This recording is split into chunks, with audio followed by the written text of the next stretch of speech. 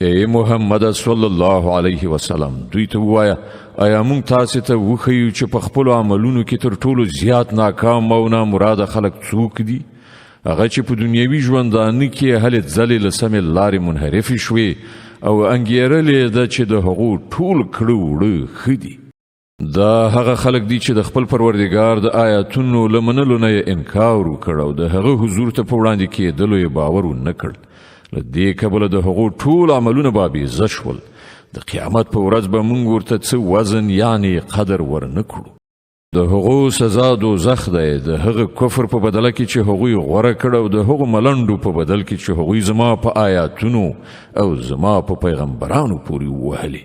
البته کوم کسانو چې ایمان راوړ او ښه عملونه یې وکړل د هغو میلمستون به د فردوس باغونه وي چې هغوی به پکې د تل لپاره اوسیږي او هیڅکله به له هغه ځایه وتل او چیرته تلل د هغو زړه ونه غواړي.